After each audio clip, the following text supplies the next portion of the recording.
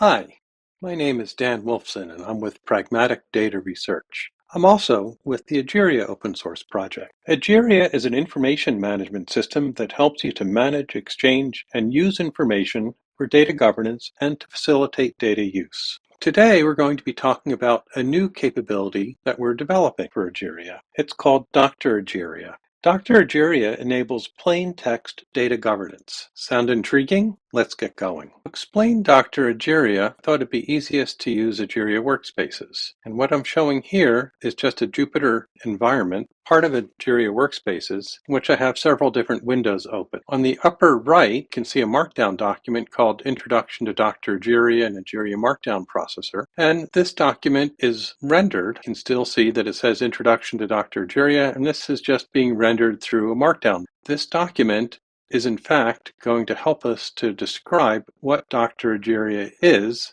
and how we use it. So this Markdown document that we're looking at here is actually a Dr.Egeria. All that's going to get passed through, we're going to ignore it when we process this document, and we're going to just pass it through to the output document. You can see that we then have a command, create glossary. That's a Hey Egeria command. And the glossary name is Egeria Markdown. The language is English. Here's a description and some usage information about the glossary. So we're defining a new glossary to Egeria. That glossary is called Egeria Markdown, defining it with Dr.Egeria, and this new glossary will contain information about Dr.Egeria. So we're using Dr.Egeria to document Dr.Egeria. So as we go through a bit of a walkthrough with this information, you can see that we have this block of Markdown text, and we just pass that through. When we see a create glossary command, which is a heading 1, then we know that that's a phrase Dr.Egeria knows about, and so we can process it. And then the heading 2s, such as glossary name, language, description, usage, are attributes to the command that we can fill in. And most of those attributes are optional. And that's it. That's pretty much all we need to know. To create a term, we create a term called command. It's going to be in the glossary, Egeria Markdown. This is the qualified name of the glossary, a summary of the term, a description of the term, any abbreviations I just left blank, examples in here, some usage information, the version status I left blank. By default, we'll make it draft. Later on, we can go ahead and update it to active or another status. And we'll create another term called source and another term called directive. That's all we have to do. And then we just have a little bit more descriptive information. That's just narrative information that we'll just pass through. We won't interpret it. And a nice little mermaid markdown diagram that shows what we're doing, which is we use a text editor or Jupyter Notebook, create some Dr.Egeria content, run that through the Dr.Egeria command. There are 3 different processing modes or directives. One is to display what we found. Second is to validate what we found, make sure that it can be input into Egeria. And the third is to actually process it and apply those updates to it into Egeria itself. And that's all there is. So this is the previewed Markdown. The Markdown that we write just looks like this on the right.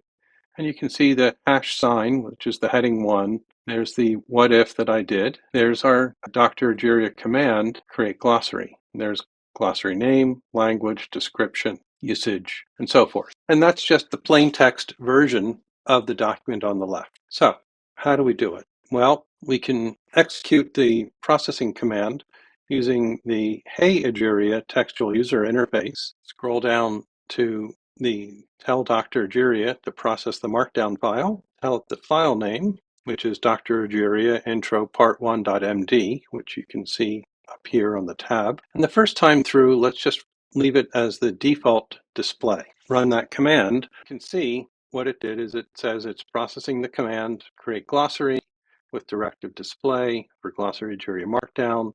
It tells us about what it found in the command, and that just helps us to know that it could find the file and read it. So let's run that again. And now instead of just the display, let's run it with validate. And so we go back to tell Dr.Egeria to process the Markdown file, give it the file name. On the pull down here, we say validate. Now we can run it, and now it gives us a lot more information about each of the Dr. Egeria commands that we found. And so you can see that it's valid to create this glossary. In other words, we didn't find another glossary that was already called that and the name was legal. We put that in, there's a little bit of diagnostic information showing up, and we can see that for the terms, they're also valid. And so everything looks good. So let's go ahead, run it once more, and now we'll tell it to actually do the processing. And there it goes.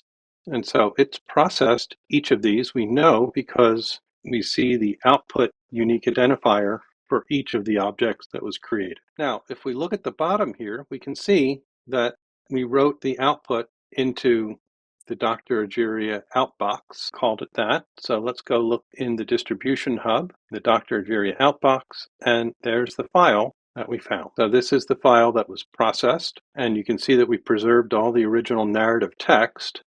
And where we had a create glossary before, we've changed that to update glossary. So all you need to do is edit this document and resubmit it, and now those updates would take effect. It preserves all of that information, and then at the very bottom, we give you a little bit of provenance information and tell you that this file was processed from this file. So the results from processing the Dr. Egeria intro part 1.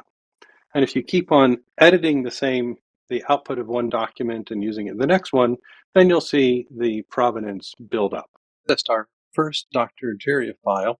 We can go and take a look and see what Egeria can see from it. And so I've expanded the screen a little bit, and we can just do Hey Egeria TUI. Take a look at glossary terms. We'll specify the glossary name here, which is Egeria Markdown, and run that.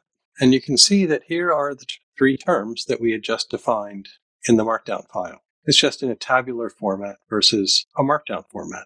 Okay, it's just a quick check to make sure that everything looks good.